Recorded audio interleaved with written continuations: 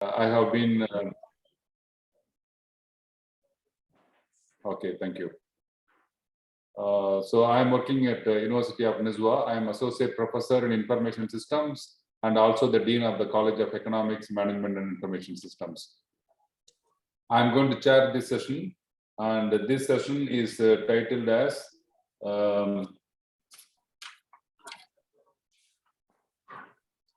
Information Security and Networking.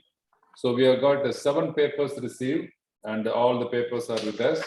I hope all the participants are here. Before I start, I would like to check whether all the paper presenters are present today. If the paper presenters are not present today, then we will run their video. I will just call the names one by one, and then please inform me whether you are present or not, so that we can plan for the video to be played during your presentation time. The first paper ID 69, Gasan, Samara and team. Are you there? Please unmute your mic and say yes, you are available or not. Paper ID 69, Gasan, Samara.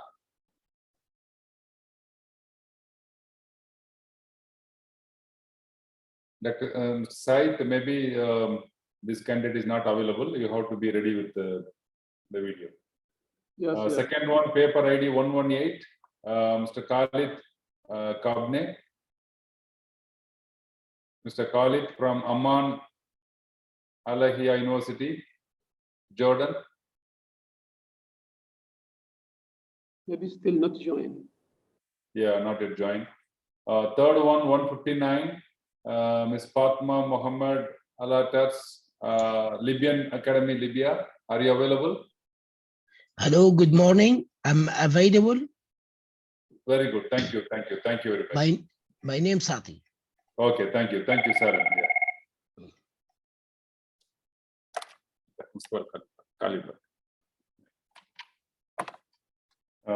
Next one, paper ID 165 from Global College of Engineering and Technology, Arbaya N.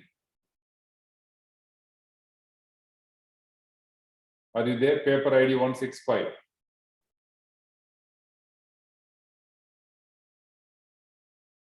I think not yet joined. Next one, paper ID 188, Jinnah University of Women, Pakistan. Yes, we are. Okay, Ms. Wajiha is here. Okay, thank you. Next one, paper ID 196, Hanifa Abdullah from University of South Africa. Are you there? Hanifa Abdullah? Maybe not yet joined. Next one, paper ID 197, Irshad Hussain. Hanifa Abdullah now is joining us. Hanifa Abdullah. Which paper ID? The previous one, 196. Yeah, it is. He's available. Huh? Yes, now it's available. I see his. Okay, so Hanifa Abdullah is available. Fine. The last one, paper ID 197, Irshad Hussain, Gasan Samara, Ibrarullah, Naeem Khan, UET Peshawar, Pakistan. Are you there?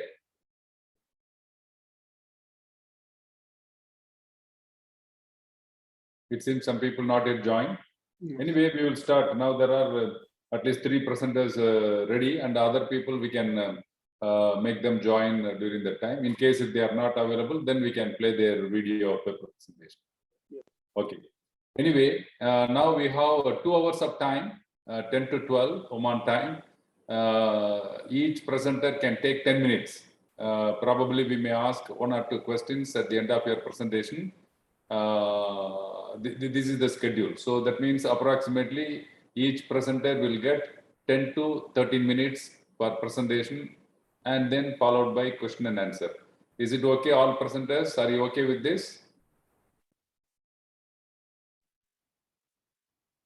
Okay. And when you are presenting your paper, please concentrate on the highlights. No need to give lots of stories and so on.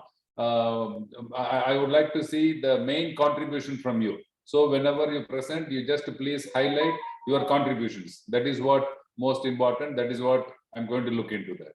Okay. So now let us begin the session. I would like to invite, since the first and second papers are not available with us, we will go into paper ID 159, Ms. Fatma Mohammed, Libyan Academy, Libya. Can you please start your presentation? Paper ID 159, Impact of Network Topologies on RPL Performance. So this is the first paper we are going to have, the presentation by Ms. Fatma. Please go ahead. Your time starts now. Did you see the presentation? I will play from my computer.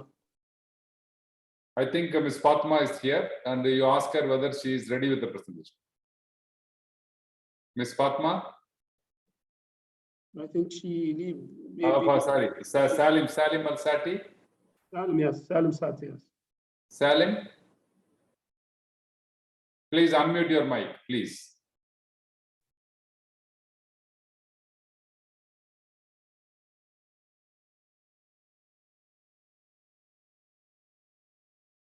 Salim Al-Sati? Sorry, do you hear me? Yeah, I can hear you, and your time starts now. We would like to start from your paper. Can you please start? You have your PowerPoint with you now? I have some troubles with the internet connection, so I prefer to play my recording if you don't mind, please. Okay. Then sorry. Please go ahead with playing a video. Yeah. Sorry for this. At the end of the presentation, you will be ready with the question and answer, right? Okay, I'm ready. Okay, thank you. Mr. Said, over to you. Did you see the presentation now? Do you see the video? No, not yet. Let's restart again. How about now? Yes. So let's go. To thank you for joining the presentation of the paper, which is titled Impact of Network Topology on RPL Performance, prepared by Fatma Al-Atras, Salim Sati, and Muhammad Salabi. This presentation will include introduction, then I will explain the RPL messages in addition to the object function used by this routing protocol. Then I will discuss how RPL constructs the topology. Then I will demonstrate the network topology used to evaluate the performance of RPL protocol using the performance metrics such as delay and BDR. This will be conducted by Kuja simulator, and I will show you the numerical results. Finally, I will show you the conclusion and future work. Internet of Things consists of sensors which connected with each other and connected to the internet through the border router. This paradigm called LLN, which abbreviation for low power lossy network. And this paradigm uses RPL protocol to deliver the data from the source to the root node. And RPL constructs its topology based on the object functions. As this figure shows, the RPL formed topology as tree-based and uses object functions to determine the best path and eliminates any loops in this topology.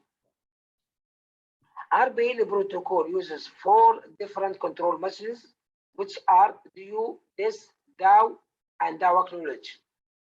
The DU messages exchanged between the root node and other nodes to exchange the information to construct the topology, where this message sent by the nodes which is joining the topology or discovering the topology. DAO topology is sent by other nodes to the root node, and DAO acknowledge is considered as a relay for DAO message. RPL use different object functions. The first one called object function 0, which uses a hop count as a metric. The second one called minimum rank object functions with asterisk. It uses ATX parameter which indicates the quality of the link between sensors. RBL constructs its DUDAG topology and consumes energy where this node is suffering from limitation of energy resources. It uses DU messages to exchange the information and this message to discover this topology.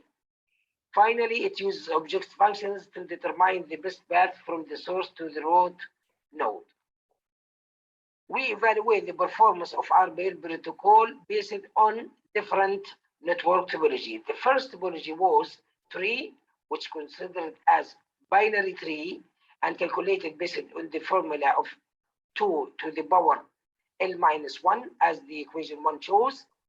The second one called ring, which consists of nodes sorted to form a circle.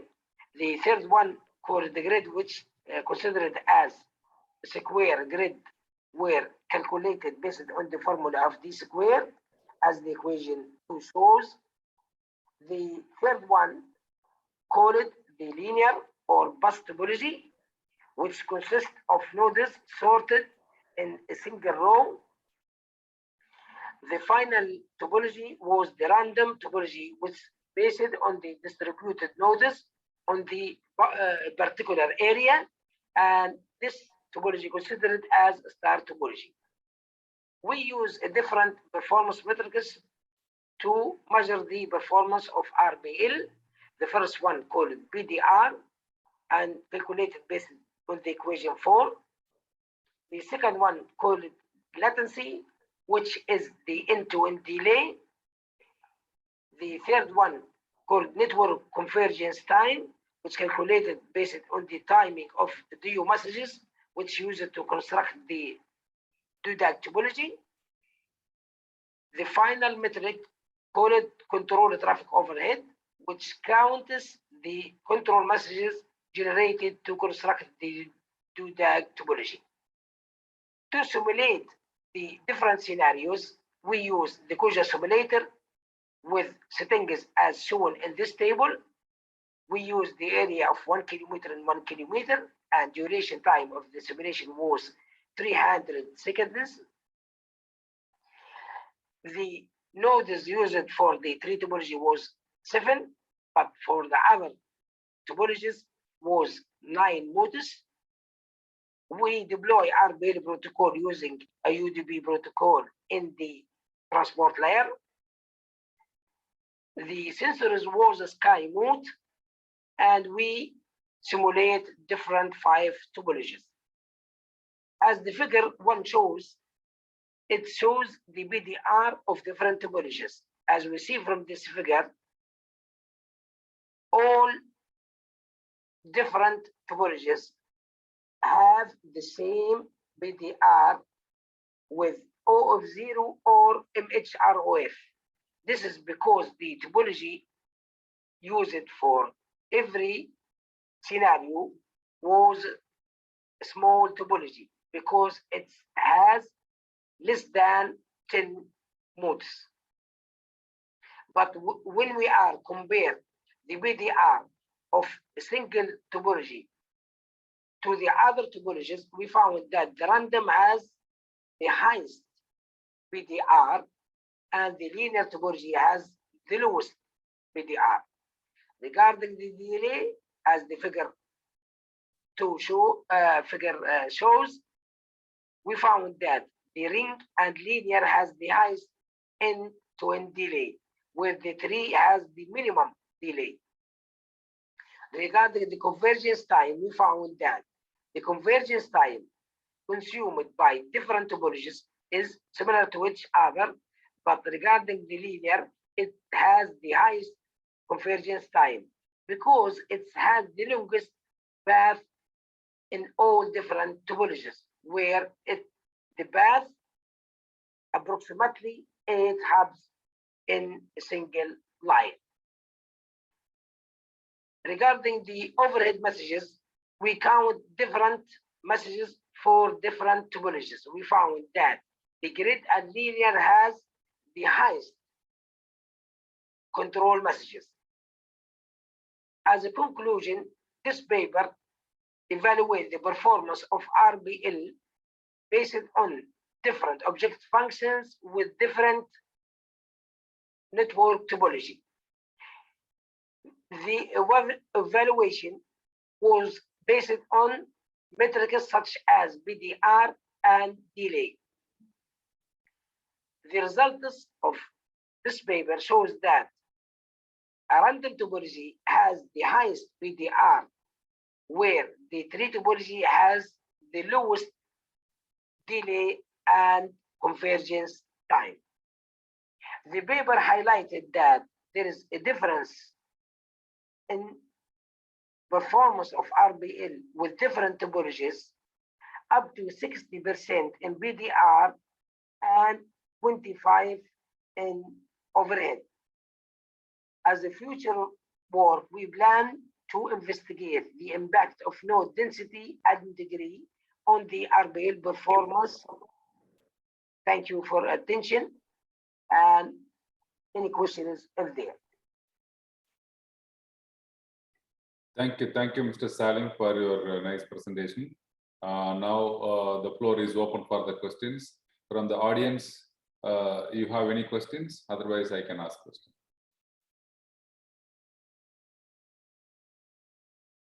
Okay, it seems no question from audience, but from my point of view, Mr. Salim, can you please explain what are your main contributions? We understand about your investigation and the topologies you used and all these things, but what are your main contributions?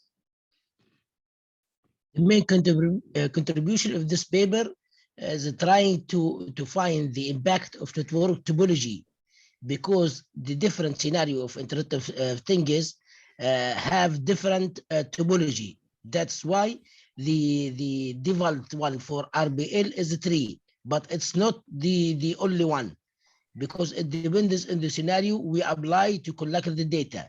That's why this paper try to investigate which topology is better for which application regarding the delay and throughput, I mean. Okay. How you tested your hypothesis? By seeing the different topology based on the common topology used for Internet of Things, such as linear and star topology and random topology. This is the common topologies for different Internet of Things scenarios. Yes, I understood. How did you evaluate your proposal? How did you evaluate your implementation? Using routering metrics, because I try to evaluate different topologies and measure the performance based on different metrics, such as delay, overhead, and BDR. We compare between those topologies based on these metrics. Okay. This paper is just you prepared for this conference, or is it the work of any PhD thesis or master thesis or something like that? Yeah, it's a master thesis, research paper. Okay, it's a master thesis research paper. Okay. Any other related papers you published in any journals or anywhere? I have planning to publish another paper in the future. Okay. Okay. So this research is now completed or still ongoing? Yeah. It's still ongoing. Yeah. It's under research because it's the first paper of the master thesis. So we plan to investigate in more details about the density impact and the number of nodes in the single topology. Okay. You are supervisor or student of master thesis? No, supervisor with the other supervisor. We are two supervisors. Okay. The student is Fatma is a student, right? Yeah, exactly, okay. Sir. Okay. Thank you, Dr. Salim, for a nice presentation and your reply to the questions. Thank you very much. Thank you all. Thank you. Okay, then we will move on to the next paper. Paper ID 69, Ghassan Samara, are you available?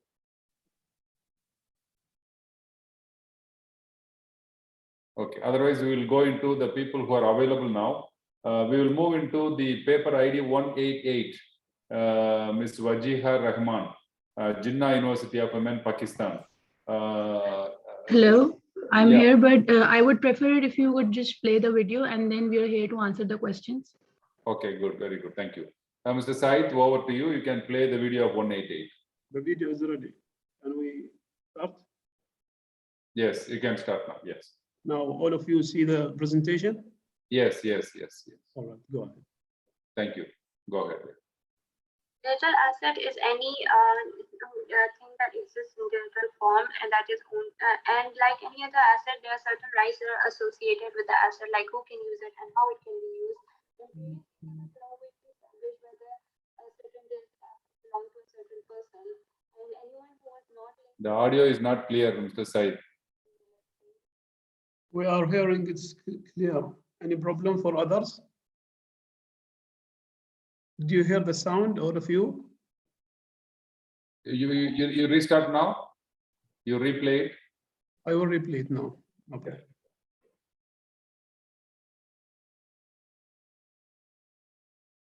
How about now? Digital asset is any thing It's that okay. is in digital form and that is owned, and like any other asset, there are certain rights that are associated with the asset, like who can use it and how it can be used. And previously, there was no way to establish whether a certain digital asset belonged to a certain person, and anyone who was not linked with any malicious user, let's say, who was not previously not linked with the digital asset, can come and claim ownership of it, and there was probably very little that could have been done about it. And in came NFTs, non-fungible tokens that address this problem.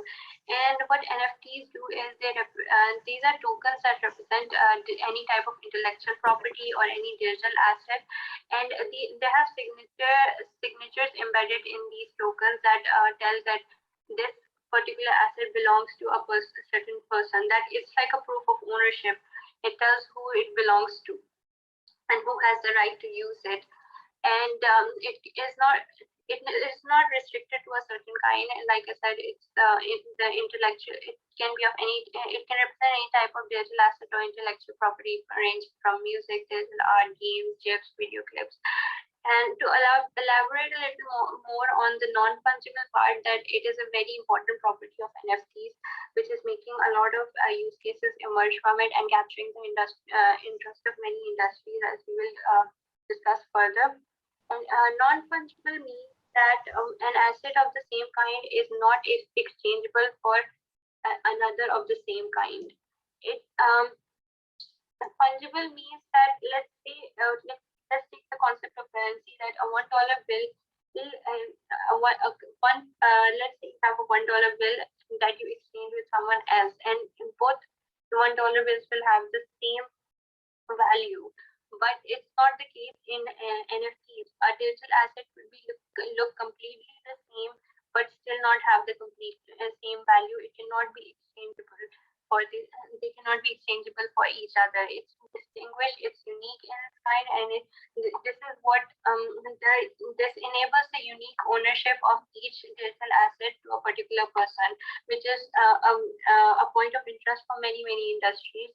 And what our research does is discuss more, elaborate on the increased use of NFTs and how the NFTs are being applied in various fields, and what are the challenges being encountered in the implementation of NFTs. Moving on to the technologies that are being employed in the NFTs. NFTs are based on the blockchain technology. What blockchain is a chain of transactions which make a ledger, and these transactions are encrypted and linked together by use of hashes. Hash signatures, and a copy of this ledger is it's sent out to all the computers that are part of the blockchain network, which makes it very hard to make any type of changes or cheat or make any tampering. And because of its dispersed nature, of the network, there's no central authority, which means there's no regulatory authority such as like the government or ISP or any third party. And more specifically, NFTs are used NFTs are part of the Ethereum blockchain. And they are minted on the Ethereum blockchain. With that, what minting refers to is the process of how NFTs or tokens that represent digital assets become part of the blockchain. And once they become part of the blockchain, that is when it becomes possible to either sell them or buy them or take ownership and so on. And Ethereum is customizable in the sense that it allows people to define their own format of the token, which makes it very convenient. And it is a platform that is allowing the deployment of many decentralized apps. We can observe the growth in the NFT market if we compare the sales figures that were recorded for the year 2020, which was around US dollars 2.5 billion, and just in the first 6 months of 2021, it was recorded that the NFT sales was the value totaled up to around 10.7 billion US dollars, which is a huge difference. And the most expensive NFT that was ever recorded was made by people, and his NFT art sold for around $70 million, which is the highest ever in the history. Moving on to the top marketplaces for NFTs, we have OpenSea, Affinity, Infinity, CryptoPunks, Atomic Market, and PancakeSwap, with OpenSea making the most with the highest volume of transaction of worth $73.5 million. Moving on to the applications of NFTs, it is being employed in digital art as digital art that being bought and sold as assets, and also in which the creators of the art are able to add their own signature to it. Also, with these signatures, the ownership history can also be traced, and also the ownership of the art can also be verified with the signature. And the original creators of the art can obtain some type of royalty from it if the art keeps changing hands. And then in fashion, many luxury brands are venturing into NFTs by producing digital wearables. For example, there's a luxury brand, Jacob & Co, that sold a watch for a digital watch for around like 100,000 US dollars, and it can also be used in collectibles such as trading cards, memes, and tweets. Jack Dorsey, the founder of Twitter, he sold his autograph tweet as an NFT. And license certificates, there are many platforms that are employing the use of employing NFTs to issue course certificates and degrees and licenses. And with NFTs employed in degree licenses and certificates, and the authenticity of these certificates can be verified, the ownership can be verified, and it saves everyone a lot of effort in verifying documents. And then it is also being employed for domain names such as the Ethereum name service. And in NFTs can also be used to buy in-game objects and lands and avatars. And users can gain exclusive ownership of these assets. And also, if they have bought it, they can also resell it for when they no longer need it, and or even make profit of it if over time the value of those objects or lands in the game has increased. And all the digital activities that are taking place in virtual worlds, for example, in metaverse or Decentraland, they are recorded on the blockchain, and any type of asset that is bought or sold in these virtual worlds, there's a proof of ownership, and there's also that proves the authenticity of the asset, and it is completely recorded on the blockchain, so one doesn't have to worry about its authenticity or its ownership. And followed by the sports, in which they can buy and sell digital autographs, avatars, game highlights, tickets, and so on. For challenges, we have intellectual property rights. Someone might take a photograph of an NFT or reproduce an NFT and put it on the blockchain, and then what happens is not buying the original NFT. So they may use it, but they're not the actual owner of it. There's no ownership for that property for them. Then there's cybersecurity. There's also always a risk of fraud or buying counterfeit items if somebody is impersonating an artist. and selling fake items. And the security and privacy issues of NFTs are still being studied. And the environmental impact is a huge factor, because it's said that it is found that blockchain technologies consume power equal to entire countries like Qatar and Hungary. And next, for smart contracts, is the attack by the hackers on decentralized finance network. And that resulted in them losing around $600 million. The security of smart contracts has been under a lot of suspicion. The potential solution for these problems for privacy and security issues, zero knowledge proof can be used in which proves attributes without actually showing what is being proved. And then we have environmental. We can reduce environmental impact if we have the developers develop on more safer platforms like SolarCoin and Bitcoin. During our presentation, NFT offer means to secure authentication, acquire unique ownership over digital assets, and it has massive potential despite all the challenges in implementing it. Done.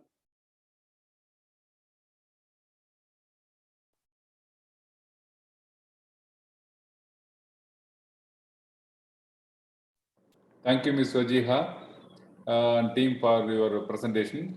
Now let us start the question and answer. Any question from the audience?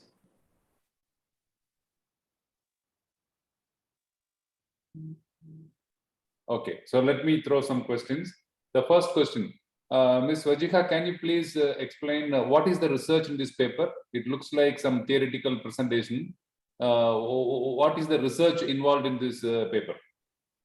Sir, basically, we are talking about NFTs here, and our main aim behind this paper was to give more kind of insight to our fellow people that how NFTs are working, since it's a very new technology. So our main aim was to figure out what kind of applications there are in which NFT is being used, and then define what challenges are being faced in those applications. And the main aim of our research was how to solve those challenges, like we discussed in the section for potential solutions, like how we can improve the authenticity and legitimacy of ownership of assets, and how can we make NFTs more environmental friendly, and furthermore what different means can we use, like what different kind of coins and like SolarCoin and Bitcoin can be used instead of Ethereum to make it more environmental friendly. So our main aim was to define the challenges and the potential solutions. Okay, so how many literature review have done? Sir, when we were researching for this, we found around like many researches were done, but most of them were articles and like things that we found on the internet. And because it's a very new topic, so we could not find a lot of research as compared to other topics. But we did around 50 to 60 literature reviews when writing this paper. Yeah, in the challenges you mentioned about the securities and related issues. What is your proposal to overcome? Sorry, sir, can you repeat the question? In the challenges, I saw many things are related to the security issues. Yes, sir. Yeah, what is your proposal to overcome? Sir, the main issue with when it comes to security, it's that a lot of people could hack into the Bitcoin wallet. So our proposal is to use such wallets that may require a little bit of more financing, but they are more secure. But the problem is that those wallets are not into much popularity right now. So we recommend that whenever you're going into NFTs, go towards don't go towards the wallets that are more popular, because a lot of security issues are arising from that. So just do your research and go towards wallets that are providing authenticity and security as well. Yeah, you talked about blockchain technology, and what is your understanding about blockchain technology in these applications? So basically, because NFT is something that cannot, the idea behind NFT is that it cannot be duplicated, right? So with blockchain, our main idea is that blockchain is something that provides ultra security to whatever it is used in. So our main idea behind this is that NFT obviously should be built on someone that cannot be duplicated, as well as it is very, very secure, because like when we talk about the basic concept, the concept is that one block is connected to another block, and it can only be like one block can be traced to another block by tracing the number on the previous one. So the main idea was that blockchain is more secure, and that's why it should be used in NFTs. Yeah, of course, the blockchain has got various advantages over the conventional technique. And one of those advantages is that non-duplication. So you mean to say that the non-duplication is the one which attracted from blockchain technology for your application, right? Security and non-duplication. Okay, yeah, but basically the blockchain technology, it is actually providing encryption mechanism. So naturally it provides more security compared to the other one. So I Yes, sir. understand. Okay. Okay. Thank you. Thank you. Thank you very much. I hope you will continue your research further to implement it. Thank you, sir. Thank you. Okay, so let us move on to our third paper. I think paper ID 196, Hanifa Abdullah. Hanifa Abdullah, you are going to present or let us play your video? Good morning, Prof. Prof, can they please play my video? Yeah, okay. So Mr. Said, can you play the video of paper ID 196? Yes, I can. It's ready. Did you see the presentation? Yeah, yes. Okay. Stop.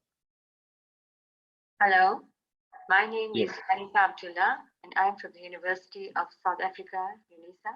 The title of my study is Towards the Design of Pre-Questionnaires to Promote Information Privacy Protection Awareness. The agenda for this presentation is as follows: the introduction to the study, followed by the background, the research objective, a discussion of the research methodology and context for the study.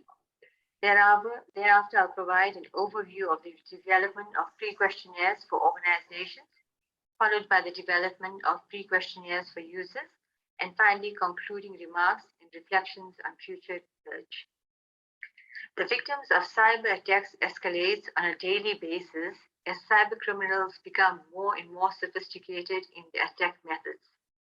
Organizations, unfortunately, fail to proactively prepare themselves in terms of a solid organizational information privacy protection initiative. A data breach can cost the organization millions in terms of recovery expenses, operational interruptions, and reputational damage. Individuals also lack the required knowledge to proactively protect their personal information from being compromised and also fall victims to data breaches. There are 8 modules that are presented by the School of Computing as part of the Bachelor of Science Honours degree, of which 2 modules, namely the Honours Research Methods and Proposal module, which is HP Course 81, and the Honours Report module, which is HR Course 82, are compulsory modules. This research examines the curriculum design and development of the HR Course 82 module in terms of a specialized project, namely Information Privacy Protection Awareness. There are several projects presented by the School of Computing by a number of lecturers on varying topics. So the design of this honors special project is students must classify, describe, and examine an information privacy protection awareness problem by means of a comprehensive literature study. They must suggest and justify probable solution in terms of information privacy protection solutions in line with the literature review. They must thereafter apply the solution by means of an artifact using available resources.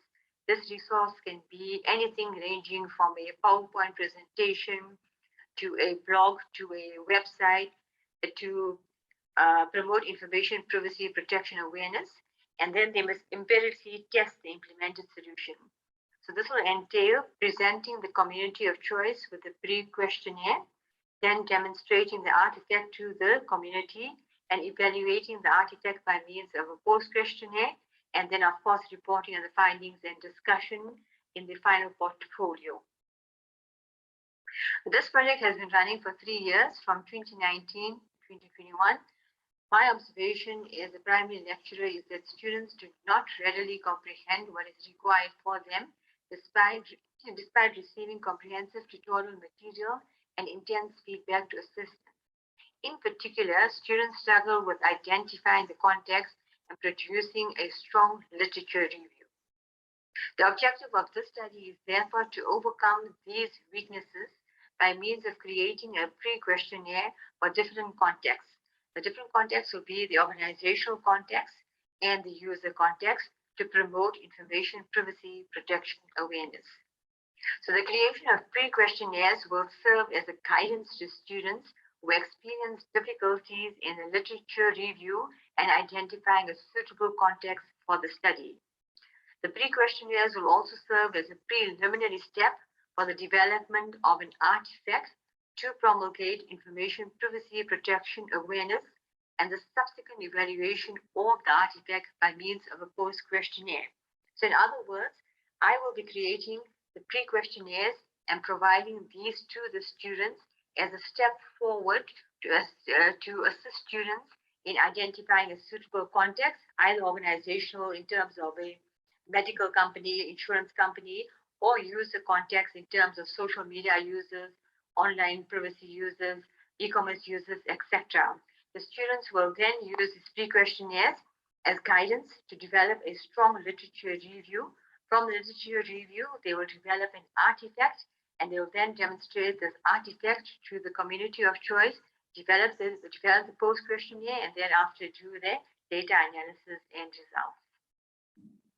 The research methodology and context that I used was a literature review to identify the different contexts and also to develop the pre-questionnaires for the varying contexts.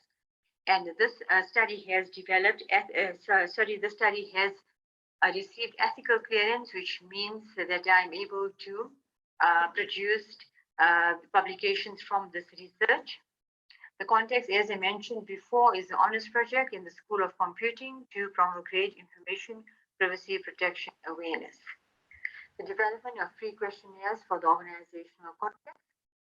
I developed this organizational information privacy protection element in a previous conference paper, and this diagram was presented. This consists of 11 organizational information privacy protection elements, which every organization should institute as part of their comprehensive or rigid organizational information privacy protection plan.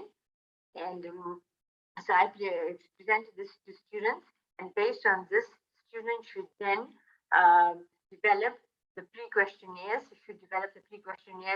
for the particular context. Okay, so basically the overarching element is the King 3 report on corporate governance, and students should therefore construct questions on the following principles of the King 3 report on corporate governance for the following organizational information privacy protection elements. Some of the elements that are discussed in the report include Principle 5, reporting, Principle 11, the governance of risk, Principle 12, the governance of technology and information.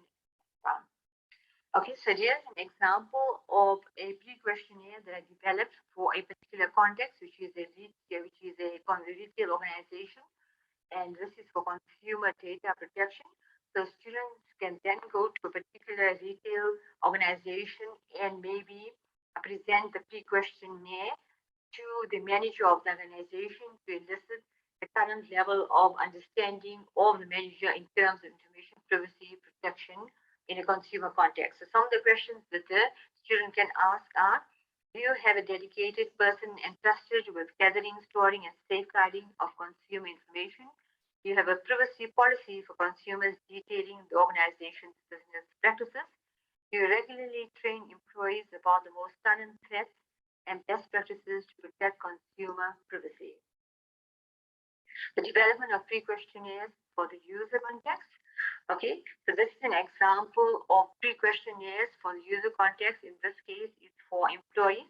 So students can go to an employee of a particular company and present the pre-questionnaire to the employee and ask questions such as, you comprehend the data lifecycle in terms of how data is generated, kept, used, shared, archived, and deleted. As an employee of the organization you work for, do you understand information privacy protection responsibilities? And are you aware of your rights in terms of the data protection legislation of your country? Another example will be online privacy users, which is basically everybody these days. Some questions that the student can ask any online privacy user is, when using public computers, are you in the habit of signing out of personal accounts? Are you familiar with using two-factor authentication as an added layer of security? Do you have different email addresses for different contexts? So basically, the objective of this study has been to promote information privacy protection awareness for both organizations and individuals by using a special honors project that is presented by the University of South Africa. It has been noted in the past 3 years that students have great difficulty in identifying a suitable context for this project and also producing a high quality review, which in turn leads to the creation of poor artifacts and subsequently a weak data analysis and discussion of results. As an improvement initiative, the study sought to create pre-questionnaires which will be given to students upon enrollment of the module. This will assist students in identifying the context they wish to work on, and by examining the questions, understand the importance of doing research to produce a strong literature review. Students can then also use these pre-questionnaires to give them an inclination of the depth of the project, and they have the liberty to select their own context using the provided pre-questionnaires as examples. Future research entails studying the performance of the students registered in 2022 in terms of this initiative. And future research also entails publishing a paper on the best project of students. This paper will be an empirical paper that will discuss the results and findings of this approach to information privacy protection awareness. To date, only one student has managed to publish a paper which was at the international conference that is presented this year, but there exists great potential for other students provided they are given the correct guidance and assistance, which was the very essence of this study. Thank you very much for your time and attention. Thank you, Ms. Hanifa Abdullah, for your presentation. It is very nice. Any questions from the audience? Any of you who are attending, feel free to ask any questions because it is open for the discussion. Okay. So let me start my questions. The first question, Ms. Hanifa Abdullah, can you please explain what is the motivation behind this research? How this research started and what is the motivation? Okay, Prof. Basically, I completed my PhD studies in information privacy protection awareness. And therefore, we have to work on certain honors projects as part of the BSc degree that is presented at UNISA. And one of the projects that we have is on HR Course 82, which is a special research methodology project. And each lecturer therefore has to create a project which students have to work on. And because I did my studies in information privacy protection, I developed a topic on information privacy protection awareness. So I've been working on this project alone from 2019 to 2021. And I noticed that most of the students, they have a lot of difficulty in the project in terms of developing a strong literature review and in terms of creating a decent artifact. And because of that, and also because of identifying a suitable context to work on. Like students don't know whether they should use an organizational context, such as a medical company, insurance company, or a user context, maybe social media users, because these are honest students and they've got no prior research experience. So what I decided to do in this study was to develop pre-questionnaires, because the students can then, it's sort of like a forward step. So students can then look at these pre-questionnaires, and by examining the questions in the pre-questionnaires, they can know the depth of developing a strong literature review, and they can also know the different type of context they can work on. And therefore, they can go backwards and then to do the literature review. From the literature review, they can develop an artifact. After the artifact, they can use the pre-questionnaires that I developed. Then they can demonstrate the artifact to the community of choice, and then develop a post-questionnaire and then do the data analysis. So I noticed many students have problems, but not all of them, because one of my students did very well. She presented a paper at a conference in Bangalore this year. It is an international conference. And in fact, the proceedings have only been published today, so that was good. But most of the other students have problems, and that was my impetus to do this paper. Okay. Who are your target students? Undergraduate or graduate, or who are the students? No, the honor students. They're on the 4th year. Okay. Okay. What about the post questionnaire and data analysis and so on? Have you done, or you are going to do, and what is your plan? Okay, that the students must do. Okay, because I developed the pre-questionnaire for them. After that, the students must develop an artifact. So the artifact can be anything to promote information privacy protection awareness. So some students, they develop a website, some students, they develop a blog, some do a poster presentation, so whatever they want to do. And then they present that, for example, they present that to social media users. And then, but before that, I'm giving them the pre-questionnaire to determine their current level of awareness of knowledge of information privacy protection awareness. Then they present the artifact to them, and that artifact is developed from the literature review, right? The information privacy protection guidelines. And then afterwards, they present the post questionnaire to the community to ascertain if they have learned anything, or if they've been educated on information privacy protection awareness in the particular context. Okay. Have you monitored how the students were preparing the post questionnaire and analysis and so on? Any samples or anything you checked or verified? Yes, students send this to me. We have 2 assignments. In the 2 assignments, they do the literature review, and then I give them 4 tasks. And in the tasks, the students then give me the post questionnaire, and I go through the post questionnaire and advise them if everything is okay. I go through the artifact as well. And then the students then submit the final portfolio in January, where they then do the analysis. So that's for the final portfolio. So they have 2 assignments, 4 tasks, and a portfolio. Okay. How many students participated? This year, we normally only are allowed to keep them at 5 students, but this year I have 11 students. And during the course of the year, the students, they tend to drop out because some of them don't understand. But surprisingly, this year, all 11 students have commenced, and they're all continuing till now. And I'm just waiting for the final project that will be submitted on the 11th of January. But all of them submitted all the tasks, they submitted all the assignments, they respond to all my emails. So the students are very active, and I've really worked with them. I've given them a lot of guidance. So I think this year was a good year for the students. Okay. What is the feedback from the students by doing this, and how they are ensured that they are aware now very clearly?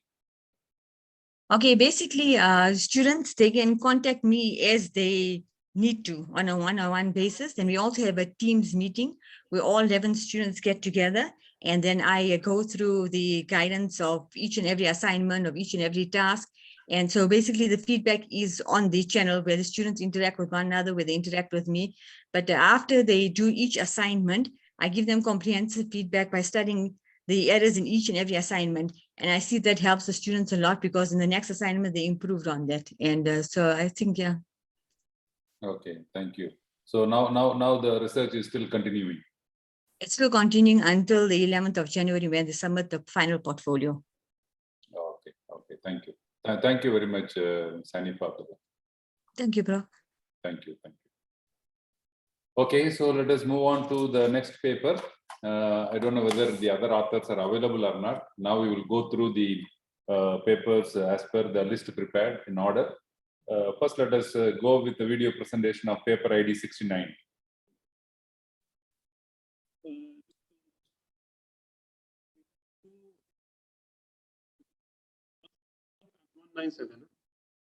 So Paper ID 69. 9. Yes. بسم الله الرحمن الرحيم. أنا فائز بيركي، طالب في جامعة الزرقاء الأهلية كلية الدراسات العليا علم الحاسوب. طبعا طالب ماجستير. العرض التقديمي لليوم عنوان تحت عنوان Improving Performance by Incorporated Code. Said the voice is not clear. Can you play again? The voice, I think it's up to from the audience itself. الرحمن الرحيم. أنا فائز بيركي، طالب في جامعة الزرقاء الأهلية كلية الدراسات العليا علم الحاسوب. This is the topic. Okay. تقديمي لليوم عنوان تحت عنوان Improving Performance by Incorporated Code Cloud Layer.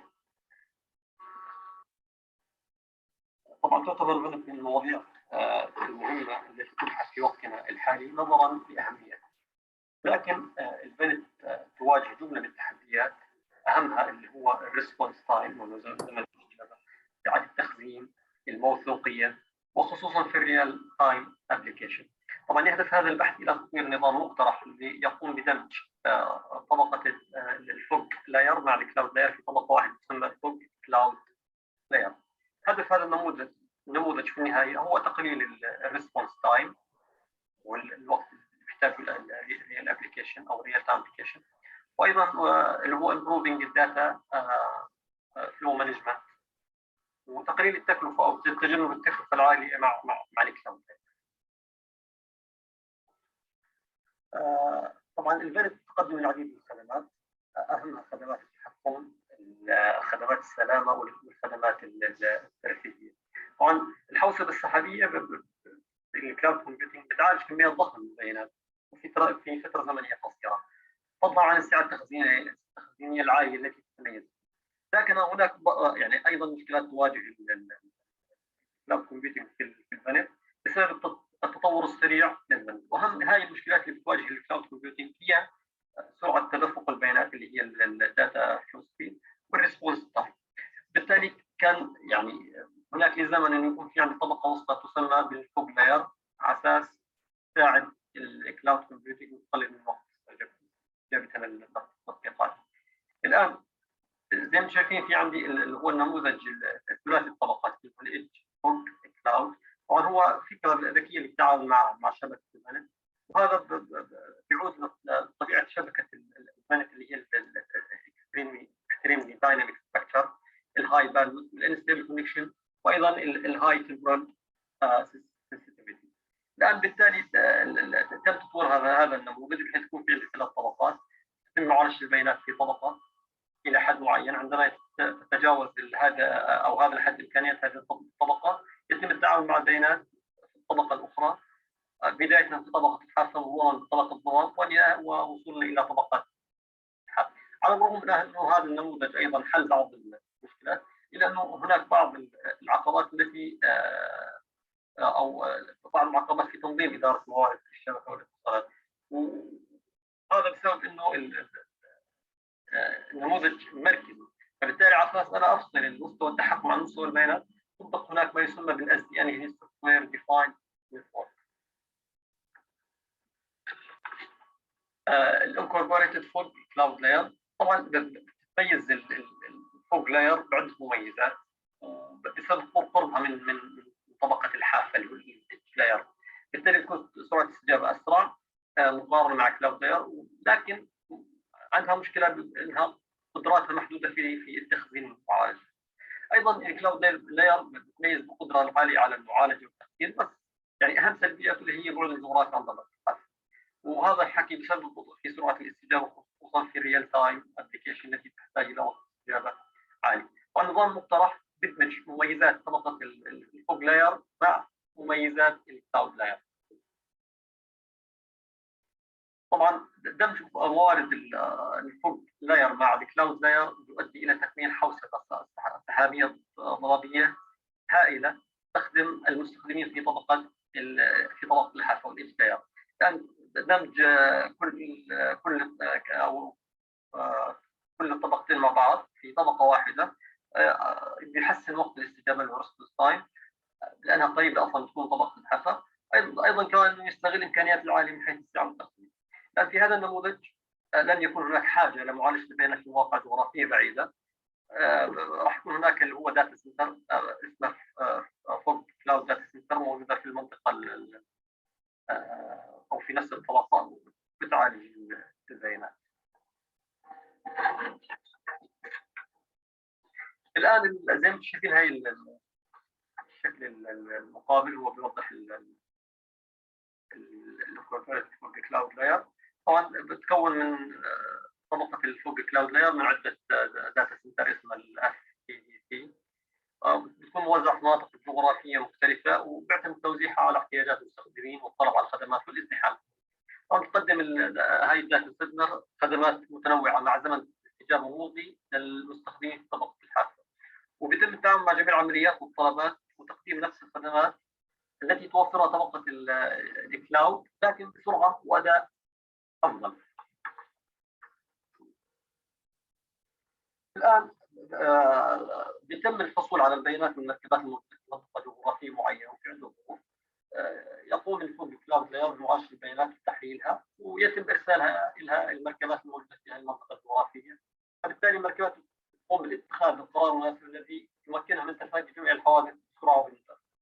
طبعا يعتبر نموذج هاي كونكتيفيتي، وهذا بيجعل التطبيقات قادرة على العمل بسلاسة وبدون قطع الاتصال، وبالتالي تجنيب المركبات عدة كوارث وعدة مشاكل، بالإضافة إلى تقليل وقت الاستجابة نظرا للقرب من مراكز البيانات.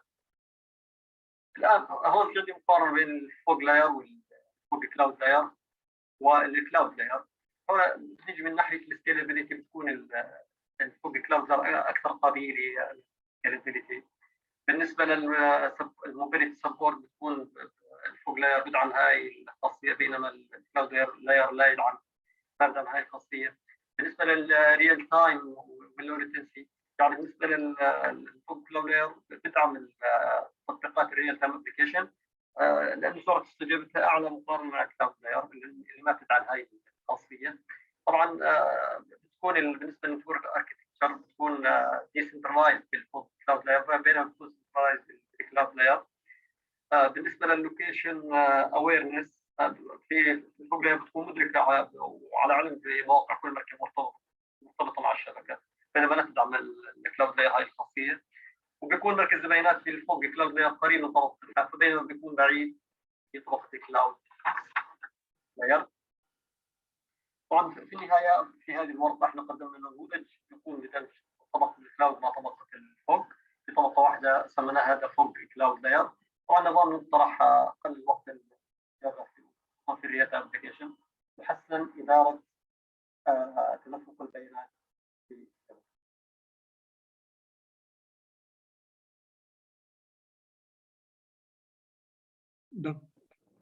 Thank you.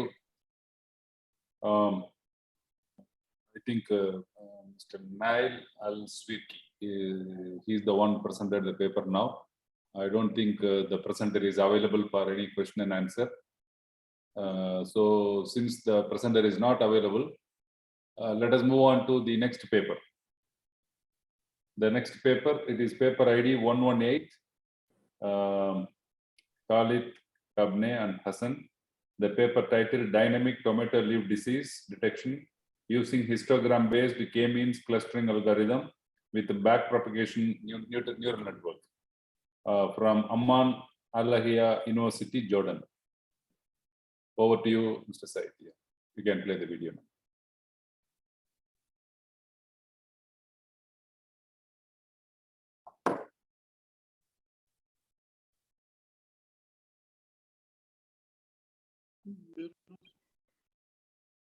No voice?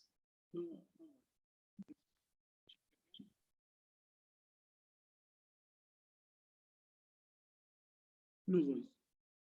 Just presentation. Just the slides.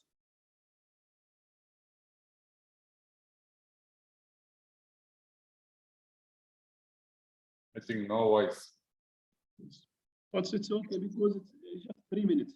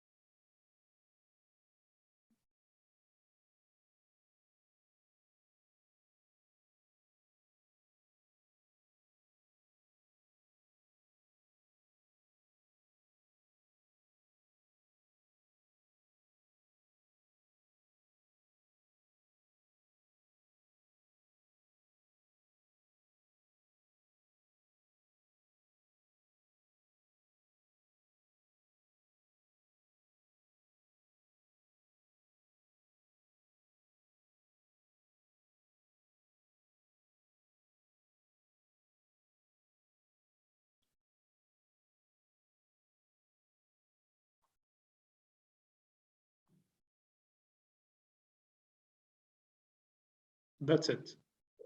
Yeah. Okay, thank you. Thank you, Said. Anyway, I've gone through the slides. Actually, my PhD thesis is also from image processing. Of course, it was from data compression.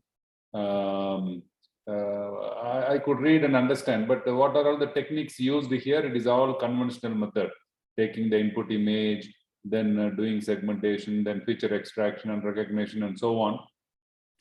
If the author would have been here, I would have asked some questions. How this paper is using novelty in it, because I don't find any novelty in this. Usually in the image processing, these are all the conventional steps followed. So since the author is not available, I could not clarify my doubts. But anyway, we will thank the author for participating in this conference. Thank you very much. Now we will move on to the next paper, paper ID 165.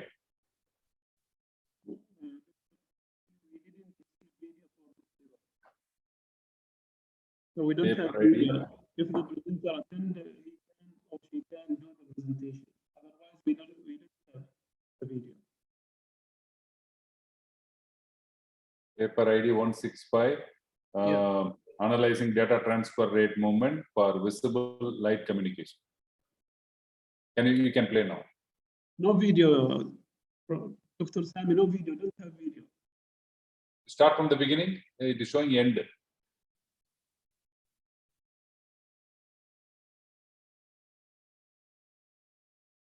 Dr. Roque Sami, Yeah.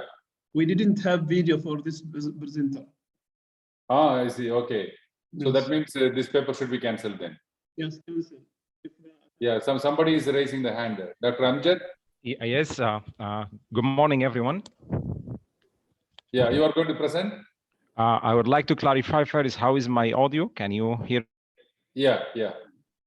You are hearing, he has a problem. Please go ahead, Dr. Amjad. No, now sign out again, because he signed in and sign out. Hello, hello. Yes, Good Dr. Amjad, morning. you can go ahead. Yeah. Good morning, everyone. Actually, I upload the video, but I'm wondering why it's not there. Anyway, if you can give me the chance to present live. Yeah, please go ahead. Okay, before I start, my voice is clear, yeah? Yeah, it is clear. Your voice is very okay. clear. If you can present, we will be very happy. Okay, yeah, definitely. So I'm running my slides now. I don't know, you can see it or not. You can share your presentation now. Okay, just a second.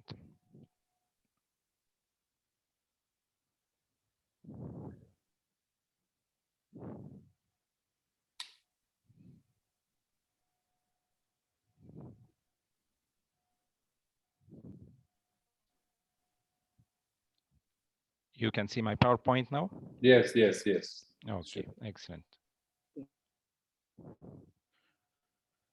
Okay. Assalamu alaikum wa rahmatullah. Have a very good morning. My name is Dr. Amjad Sid Ahmed Muhammad Sid Ahmed.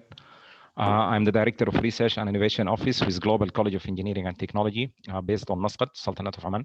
I would like to start by thanks the organizing committee of the conference to extend the opportunity to us to participate in this conference and share our works. My paper, or our paper, because I have some other authors with me in this paper, our paper title is Analyzing the Data Transfer Rate Movement for Visible Light Communication.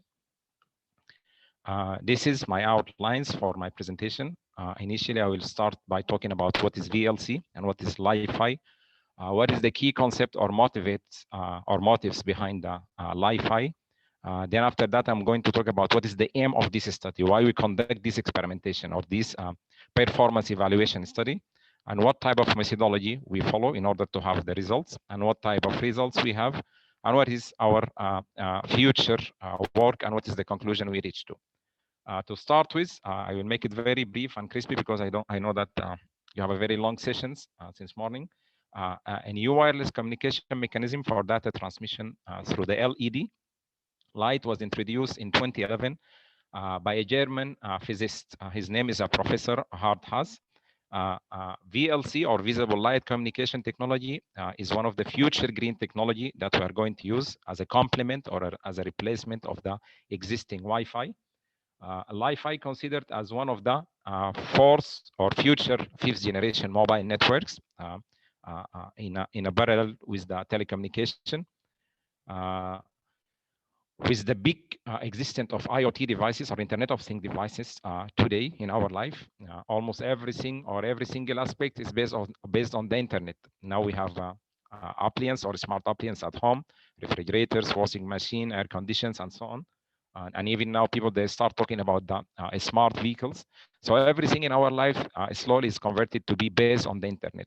With this booming or exponential growth of the internet, the Wi-Fi will enrich the future development of these IoT devices. In brief, how is the Wi-Fi is working, or what is the key principle behind the Wi-Fi technology? Wi-Fi technology principally depend on the ability of the lightning source architecture to generate a binary code of 0 and 1, okay, by considering the flickering and dimming effect of any LED to be used as a transmitter for sending and receiving data. As I say, Wi-Fi became a very promising data transmission technology, and it's the complement or the replacement of the normal Wi-Fi. Nowadays, every area of science or disciplines of science, we talk about the green hydrogen, green buildings, green technologies, and so on. Wi-Fi, when compared to the Wi-Fi, it's more into human friendly, because Wi-Fi in general depend on the radio waves, which is electromagnetic waves. In the long term, even the power of these signals is not too high, but in the long term, these signals or radio waves could affect our bodies. On the other hand, Wi-Fi is a green technology because basically it depends on the optical signals, which did not have any effect on our bodies. So what is the aim of this study? To make it simple, this is a performance evaluation type of studies. Okay, we evaluate the use of Wi-Fi by considering 3 different types of LED or 3 different colors of LED to be used as a transmitters for sending and receiving the data. Wi-Fi, as I say, it will be soon a replacement of the Wi-Fi, and it provides a higher transmission rate or speed. But there is one factor that should be considered for the technology or for this technology of Wi-Fi, that the speed is not stable. The speed of data transmission is not stable all the time. And this is due to the influence by the other source of lights, as example, sun, or even if we have some objects isolate between the transmitter and the receiver. We call it OPQ objects. So this study analysis or analyze the data speed measurement have been studied and to consider the effect of interference of the user's position when we're using the technology. So what is our methodology? We simply built a small test bed. We call it Wi-Fi test bed. In this test bed, we use Arduino Uno kits, and we build our circuit. The circuit consists of LED, 3 different types of LED, yellow, green, yellow, white, and red. And we use Arduino and a receiver solar panel kits that complete the construction or formulation of the circuit. The Arduino board was implemented for the data transmission, while the LED and the photodiode were used to send and receive data signals. So it's a simple test bed that send and receive the data through these LEDs. The procedure of the study consists of implementation for data transmission for the 3 different types. Again, as I say, the white, yellow, and red as a transmitter. Okay. Each test was repeated 3 times to ensure the accuracy of the data we gain or the results we gain. And then the results entirely depend on a formula, manual formula we use to calculate the data transmission rate. What our evaluation metrics? Simply, as I say, we use 3 different types of LED. And when we say types, these 3 different colors, we call it types of LED, okay? To be used as a transmitters, white, yellow, and red. And we open a video of a size of 1,469 kilobytes from the YouTube. Again, we try to measure the transmission rate when we use these 3 different type of LEDs as a transmitters. And we have a formula, standard formula in data communication. Whenever you would like to calculate the speed, which refer to as a S, simply we divide the data size by the transfer time, okay? What results we have or we gain? And by the way, one of the things that I forget to mention, when we do the 3 different types of tests, or we repeat the 3 different types of tests, we do that by using 2 angles, 75 and 90 degrees. And for each angle, we do this in 3 different heights, 15 centimeters, 30 centimeters, and 45 centimeters, okay, for the 3 different types of the LEDs. In general, the results show when we're using the 75-degree angles, 3 colors or the 3 colors of the LED, the red, yellow, and white, they are close to each other in the data transfer rate. When we use the 90-degree angle, yellow and white, they show a close data transfer rate, but the red proved to have a lower or a non-efficient data transfer rate. So based on the observations, both angles, the 75-degree and 90 degrees, shows that the white LED recorded the fastest data transmission rate, followed by the yellow LED, and lastly by the red LED for the 3 different heights, 15, 30, and 45 centimeters. Those are the results which we got currently. For future work, we are going to repeat the same experiment again, but this time we are going to test different type of data. And instead of using a video, we are going to test it in a text and voice data. That's all for my side. If you have any questions, you are welcome to do. Again, I would like to say thank you for the organizing committee, the chair of this track, and the Department of Information Studies at Sultan Qaboos University to give us the opportunity to present. Thank you very much for your patience.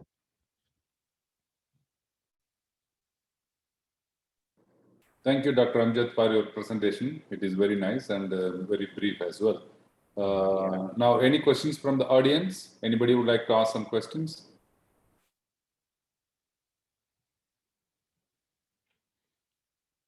Yes. Go ahead, Mr. Salim. Hello. Hello. I would like to thank you for the presentation, for the presentation of the paper, but I have a question. Yes, I would like to ask about the difference in bit rate of the colors. I mean, as you explain, the white has the highest rate. Yes, the highest data transfer rate, which is data the transfer. Okay. Yeah, true. So my question, what is the reason between the difference in do you think in the data rate? It's related to the technology or related to the environment, or I mean, this is my question. Oh, okay. Okay. Thank you very much. This is actually a very good question. And to start with, this experiment is done to differentiate between the data transfer rate using these 3 colors. So this is the findings which we have. But in general, it's not related to the technology. Basically, it's related to the color itself. If you can see in my screen, white and yellow are to some extent are type of colors which is bright. Okay, red is could be considered or classified under the dark colors, and definitely the dark colors will have more resistance to the signals, and if there is any isolated bodies between the transmitter and receiver, this is also will affect the data transfer rate. So our findings show that the red color have the lowest data transfer rate when we compare with white and yellow. And scientifically, now we are, because this is a part of a big project that we are doing jointly with some overseas HEIs or higher education institutes in Malaysia in particular. So this is the findings that we get, and now we are in the process of the second stage of analyzing why the red color having the lower data transfer rate. But it's not about the technology, it's about the color itself. Thank you so much. You are welcome, and thank you very much for this question. Thank you, Dr. Salim. And now from my side, Dr. Amjad, this is any, I mean, the approved research project, approved research project, or it may be master thesis or PhD thesis? Actually, it's a big project, Doctor. It's a joint project between our institute over here and 2 other higher education institutes in Malaysia. And this project involving 2 PhD students. At the same time, it's a part of fund proposals that we are writing jointly to apply for 1 international fund without mentioning the name of the fund. So it's a big project, including 2 PhD students and 1 professor, an associate professor from Malaysia side, and myself from Oman. Okay, it's an approved research project from TRC or from Malaysian agencies? No, The students, you are talking about the fund that we are targeting or the students, Doctor? The fund you're targeting. To be honest, I don't know. I feel it's to some extent confidential, Doctor, but it's an international fund. It's an international fund. Good. Yeah. Because you know, I'm just a part of the authors, and I'm not the only author, so I feel a bit shy or to leak or to disclose the information without their permission. Okay. Yeah. You are a co-author or a principal investigator? For the project or for the paper? For the project as well as for the paper? No. For the project, I'm a co-PI. I'm not the Okay. PI. Yeah. Okay. For the paper? For the paper, I'm the co-author. Yeah. Okay. Now my next question is, what about literature review? How many literature you have collected related to this research? For this paper in particular, we go only for 13 literature review papers or 13 different references, but definitely for the biggest project, we will go for more. Okay, what is the outcome of your literature? What is the summary? What is your findings from the literature review? Oh, okay. The findings in general, the Li-Fi, I will just make it as a general to convey the message. In general, the Li-Fi is a new technology. So many people, they are trying to address this technology to find the challenges, okay, of this technology. One of the things is the stability of the communication between the transceiver, between the transmitter and the receiver. So we found many people or many authors who proposing different type of solutions. As I say, we are still in the stage of performance evaluation. Out of this, we are going to propose a model, okay, or we are going to propose a method that will identify what is the best way to lay out the lights with respect to the projection, with respect to the heights, with respect to the angle, that will make the communication between the sender and the receiver stable. Okay. But many authors also, yes, Doctor, go ahead. Yeah, please go ahead. Yeah, many authors also, because, you know, this is a research. Definitely, we are not the first people or the first team who are addressing this technology, or any research area should be addressed by some people before us, or scientists and authors before us. Some people also find that the heights, and I mean the main challenge of the Li-Fi is the height, okay, of the lights and the distance between the receiver and the transmitter, and the angle from which we are going to make the communication. Because Wi-Fi in general, if you're talking about the signal of the Wi-Fi, it's omnidirectional. Omnidirectional mean it's in a circular. It's coming in a circular shape. But the Li-Fi, we can say to some extent, it's a point-to-point communication between the transmitter and the receiver. So most of the authors, they're facing the same challenge. What is the best position to light or to project the lights, and what is the best angle that should be between the transceiver and between the transmitter actually and the receiver. Okay. From your findings, it is very evident and it is very clear as well. And even with our common ideas and common sense, we can easily understand that. Definitely, white LEDs will record fastest data transmission rate for sure. And because it was not surprising to me. Yes. But what is the novelty in this research, except Li-Fi? No. It's not a novelty. As I say, when we say a novelty, this is mean you already propose a new idea or propose a new algorithm or a new method. Till now, whenever we start the research, initially we are going to do a performance evaluation to whatever exists. Even if we compare within other authors' work, we need to do the comparison. So at this point, from this research, we do the performance evaluation, just to prove which type of LED out of the white, yellow, and red is more appropriate and having a higher speed transmission. And according to the findings, we find that the bright color, like yellow and white, having a higher transmission speed when we compare it to the dark color like the red. Okay, so what would be your recommendations to the technical people?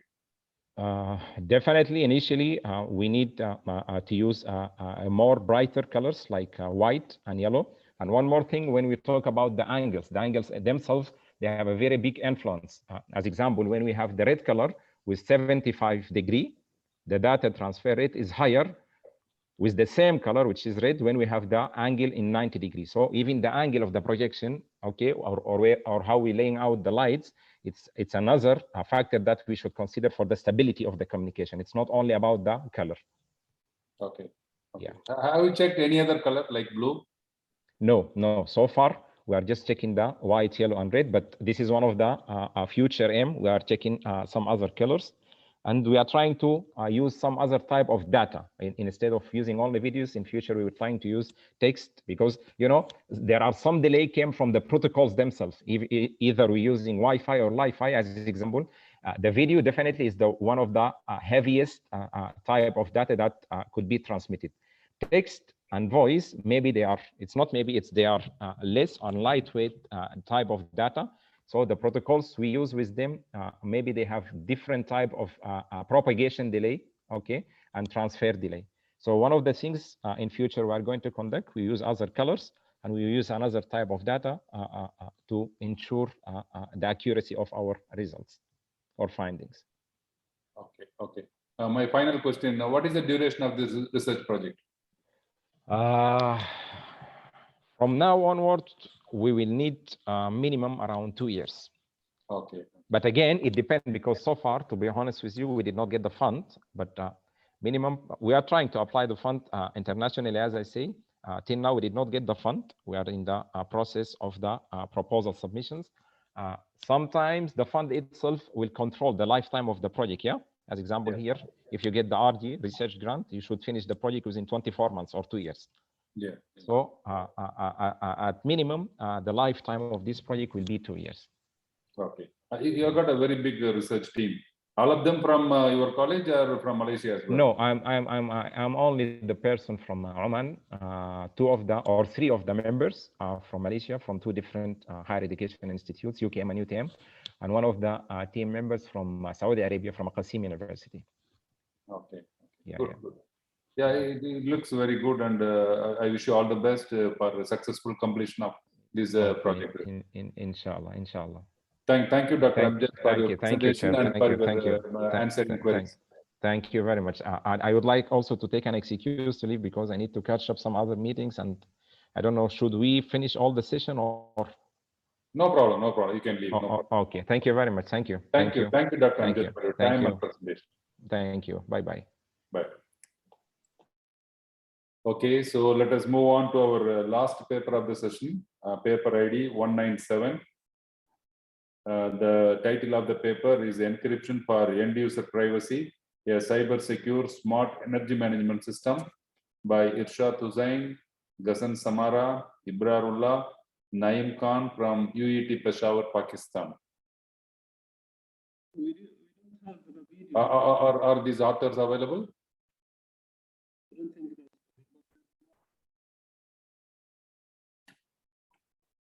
Any presenter available for this paper, or we are going to run the video?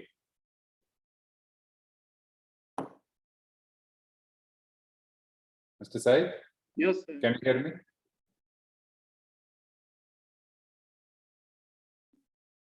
We don't. Said, I couldn't hear you. Now, you hear me? Yeah, now okay.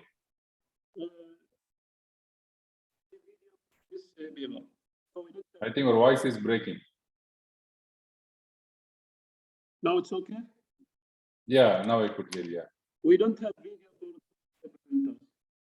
Oh, you don't have video for this paper? Yes. Okay.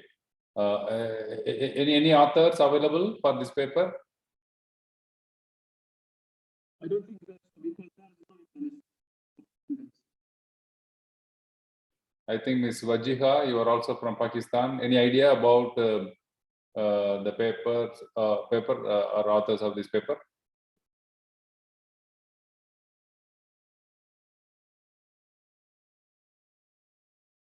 I think Mr. Said, no one is present, and video is also not available. I think we have come to an end of this paper presentation session, track number 14. I thank you all very much for your active participation, particularly the audience. I also would like to thank Mr. Said Al-Rajdi for nice cooperation and support and your timely presentations and everything. Thank you all very much. Wish you all the best. Thank you, Dr. Al-Ghissani and all of the attendants, and see you in the next conference, inshallah. Thank you. Said, now I have to fill the forms and I have to send to Nuruddin, right? Yes. Okay. Thank you very much. Thank you, shukran. Thank you. Let me leave, huh? Yes. Okay, thank you very much.